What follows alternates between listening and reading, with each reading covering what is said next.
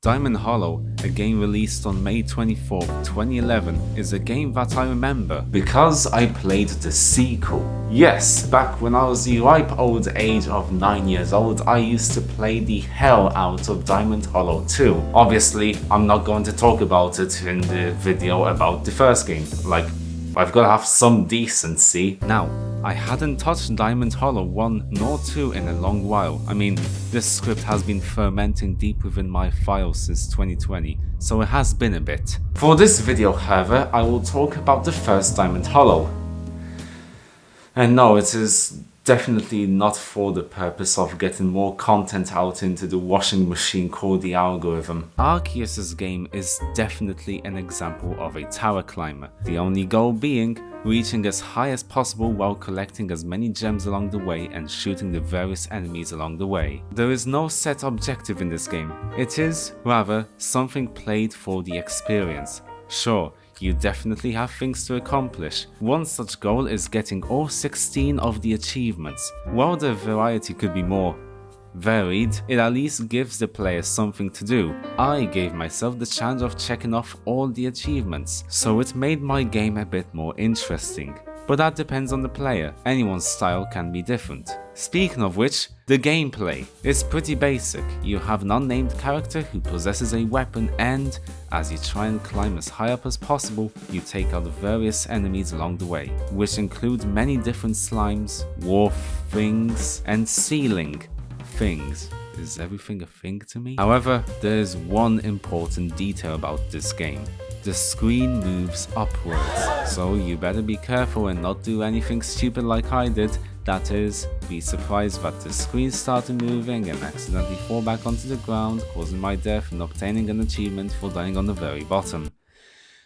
Anyways, after every attempt, you get a very brief summary of your current game, which consists of the height reached, the time it took you to get so far, and the amount of diamonds collected.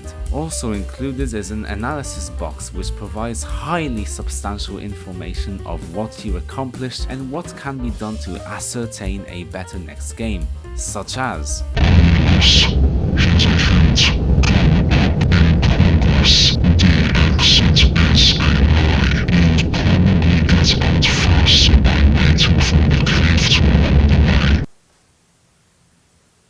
I understand everything now.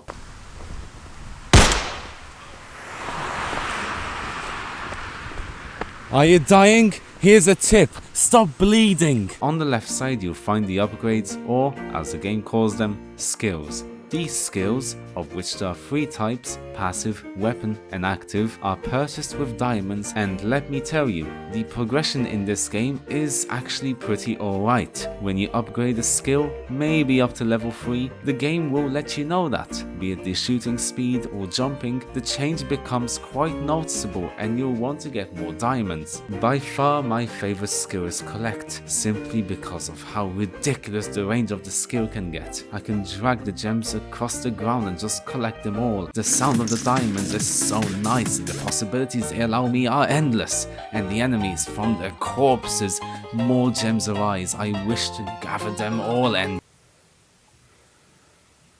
I'm being sucked too deep into this, aren't I? Admittedly, after a short while, the game starts becoming addictive. A sense of wanting to get the achievements, reach even higher, and to collect diamonds came forth and enveloped me deeply. It really is an arcade experience. One thing I had an issue with was the floatiness of the controls, mainly when both speed and jump were upgraded to pretty high levels. At some point you literally start floating for a short period simply due to how long you can stay up in the air. But the most amazing thing happened soon after. I purchased the double jump skill. The game suddenly gained a whole new speed. Sure, when I would jump, the controls would get out of hand, but the rapid jolts of my movement, combined with the upgrades put towards my weapon, not to mention those goddamn diamonds, there was an excitement in the movement. The music absolutely exemplifies this feeling even more, with its bumpiness and progression keeping up with the action on the screen. Performing lengthy double jumps whilst dodging the many projectiles shot by the ceiling monsters and responding back is a seriously great sensation. It's really weird, really, a Flash game bringing forth such moments, and yet it somehow makes sense. There is something in the simplicity of Diamond Hollow. I think Arceus did a pretty good job with the game, and while I think the controls could be tighter overall for the arcade experience, it really was pretty great. Who knows, maybe Diamond Hollow 2 will improve upon these aspects. I mean, yeah, okay, it's pretty obvious I'm gonna be making a follow-up film to this, with Diamond Hollow 2 and all that. Look, on that note, see ya.